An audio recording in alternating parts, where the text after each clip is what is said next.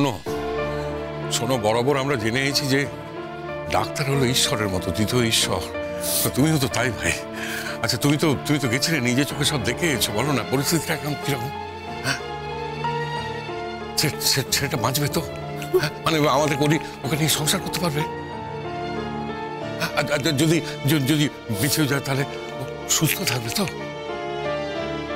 দাদা, আমি আগে ওর ভালো হওয়াটা নিয়ে ভাবছি। আচ্ছা আচ্ছা, অপারেশনটা হয়ে গেছে, কিন্তু তারপরে 3টে দিন সত্যি খুব ক্রিটিক্যাল, খুব মারাত্মক। এই 3টে দিন না গেলে কিছু বলা যাবে না, মানে কারো পক্ষে বলা সম্ভব নয়। এই 3 দিনে পরিস্থিতি অনেক কিছু, মানে অনেক রকম চেঞ্জ হয়ে যেতে পারে। ঈশ্বরের কাছে প্রে করুন যাতে 3টে দিন আমরা সবাই মিলে খুব ভালোভাবে ওভারকাম করতে পারি। মা, তারা তো পরিষ্কার পরিষ্কার বলে দিলে যে আর কোনো আশা নেই গো।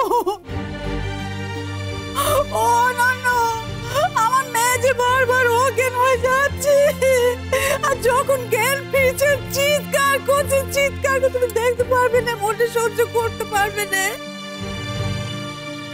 আমি কঠিন মা, পাষাণ হৃদয়, আমার বুকটা পর্যন্ত পেটে যাচ্ছে। ঠাকুরের শেষ বয়স আমাকে কেন এত কষ্ট দিলে? আছে তা আমার মরে যাওয়া ভালো ছিল। বৌদি, তখন থেকে কি সব বলছেন আপনি? আপনাকে তো আমি এরকম কোনোদিন ভাবিনি। আপনার কত মনের জোর, আপনি কত শক্ত ধাতের মানুষ, আর সে আপনি এসব কথা বলছেন? না না বৌদি, আপনার মুখে এসব কথা মানায় না। না, আমি শক্ত ধাতের মানুষ না, মোটে না। তুমি জানো না, আমি স্বার্থপর। আমি চিরকাল নিজের কথা ভেবেছি, নিজের ভালোর কথা ভেবেছি, আর কারো কথা ভাবিনি গো। আর আজ ওই এমন রানীর কথা শুনে বা আমার জামাইয়ের চেহারা দেখে, তাকে দেখে আমি যখন নিজের ভাবনা থেকে বেরিয়ে নিজের মেয়ের ভাবনায় ভাবছি, তখনই বিপদ ঘটে গেল। না, আমি শক্ত ধাতের মানুষ নই। আমি কোনো শক্তি নেই, আমার কোনো শক্তি নেই। তবু শক্ত হতে হবে বড় বৌদি। আমাদের সকলের শুভ ইচ্ছের কি একটা দাম থাকবে না? তার মানে আমাদের শুভ ইচ্ছের উপরই এখন নির্ভর করছে দীপ্তর বেঁচে ওঠা, কিংবা একজন ডাক্তার যখন এই কথা বলে তখন আসল সত্যিটা আমাদের বুঝতে বাকি থাকে না অনন্য? না না, আমি কিন্তু ঠিক সেভাবে কথাটা। দেখো অনন্য, আমাদের যার যেমন হবার হবে, কিন্তু আমি এখন বুঝতে পারছি না মেয়েটাকে কি করে বাঁচাবো। আমার তো মনে হচ্ছে দুটোরই প্রাণ যাবে। মেজদা,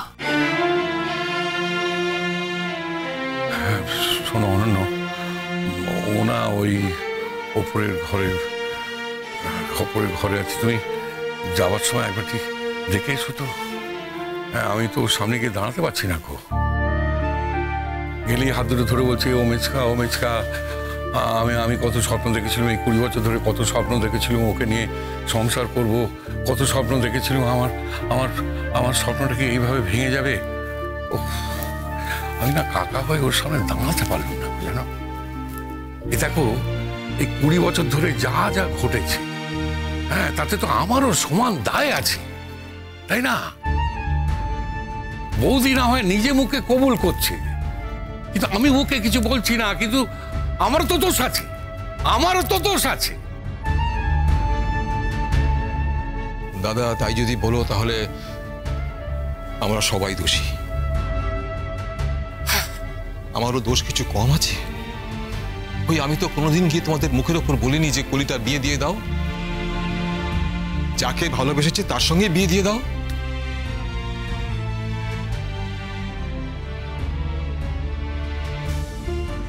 মেয়েটা সুখে থাকবে, ভালো থাকবে, এটাই তো বড় কথা।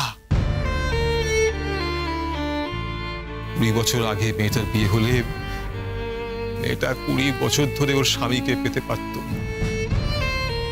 সংসার কি জিনিস জানতে পারত, হয়তো সন্তান টন্তানও হতো, কিন্তু এইভাবে একা হয়ে যেত না। কিন্তু কিন্তু কি ট্র্যাজেডি, কি ট্র্যাজেডি, কি ট্র্যাজেডি! দেখো মেয়েটাকে বিয়েটাতে সবে সবে সিঁদুরটা পরিয়েছে, আর ঠিক সেই সময় দুম করে ঘটনাটা ঘটে গেল। আমি কোনোদিন এরকম শুনিনি গো, আমি কোনোদিন এরকম শুনিনি গো।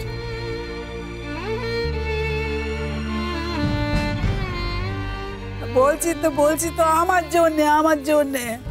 হ্যাঁ হ্যাঁ, আমার মেয়ে আর আমি একসঙ্গে নিরামিষে খাবো, একসঙ্গে একাদশী পালন করব। ঠাকুর, এ বয়সে কি কষ্ট দিলে মা গো, কি কষ্ট দিলে। বৌদি, বড় বৌদি, প্লিজ, আপনি যে এইভাবে চিৎকার চেঁচামেচি করছেন, কান্নাকাটি করছেন, বলি যদি সেন্স ফেরে, ও যদি আপনার কান্নাটা শুনতে পায়, আপনি বুঝতে পারছেন ও কি ভাববে? ওকে আমাদের সবাই মিলে বুস্ট আপ করতে হবে, সবাই মিলে ওকে আশা দিতে হবে, ভালো ভালো কথা বলে ওর মনের জোরটা ফিরিয়ে আনা সব থেকে বেশি জরুরি। দেখুন না, কত কিছু তো অলৌকিক ঘটে যায়, কত মিরাকেল ঘটে। দীপ্তর বেলাতে হয়তো সেরকম কিছু মিরাকেল ঘটবে, কলির ভালোবাসার জোরেই হয়তো মিরাকেলটা ঘটবে। দেখুন, আমরা তো সবাই আছি, আমাদের সবার ইচ্ছের জোর নিয়তির কাছে হেরে যাবে তা হয় না। বাড়িতে ভাঙন শুরু হয়ে গেল, একে একে বাতি নেভার পালা।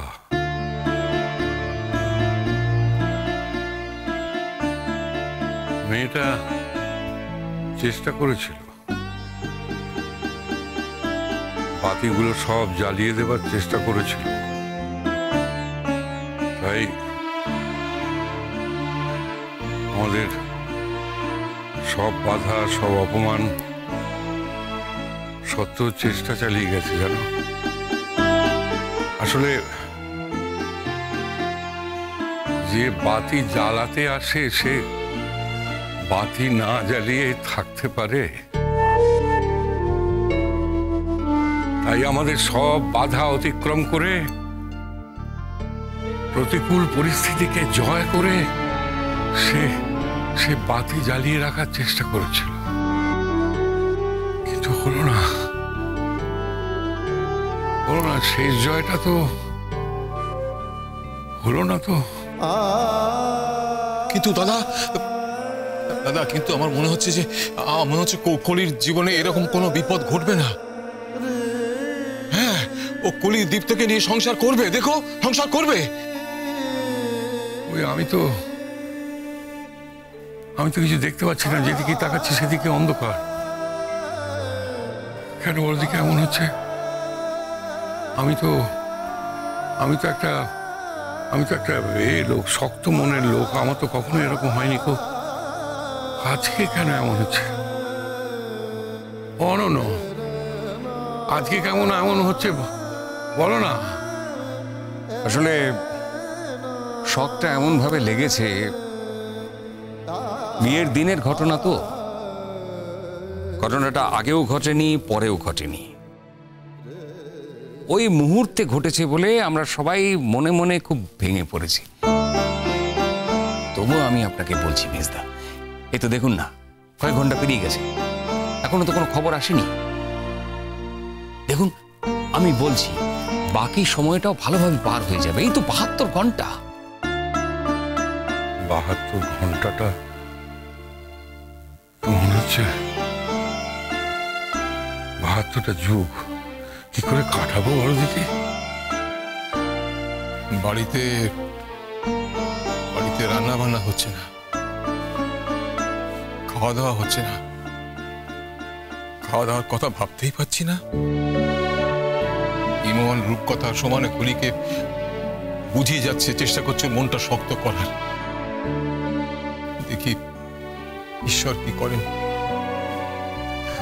আমাদের এত আবেদন নিবেদন সব ঈশ্বরের কাছে মিথ্যে হয়ে যায় কি? দেখো ঈশ্বর, মেয়েটার মুখের দিকে তাকিয়ে আমাদের ক্ষমা করে দাও। মেয়েটাকে সংসারটা করতে দাও ঈশ্বর, করতে দাও, করতে দাও।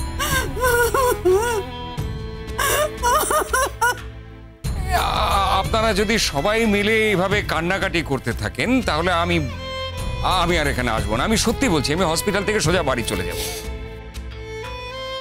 আমি কোথায় দেখতে এলাম, কোথায় খবরটা দিতে এলাম, কোথায় ভাবলাম আপনারা শক্ত হয়ে সময়টা কাটিয়ে দিচ্ছেন যাতে দীপ্ত ভালো হয়ে যায়, তা না করে আপনারা সবাই মিলে এভাবে কান্নাকাটি করছেন, এইভাবে এত নিরাশার কথা বলছেন যে আমার দম বন্ধ হয়ে আসছে। আমি সত্যি বলছি, আমার আর থাকতে এখানে ভালো লাগছে না। না না না না, তুমি আমাদের এই সময় আমাদের ছেড়ে চলে যাও না। তুমি একটু থাকো ভাইয়া, তুমি একটু থাকো। আমরা চেষ্টা করছি তো, আমরা আমাদের সামলানোর চেষ্টা করছি। তুমি একটু থাকো ভালো ভাই, আমার চলে যাও না।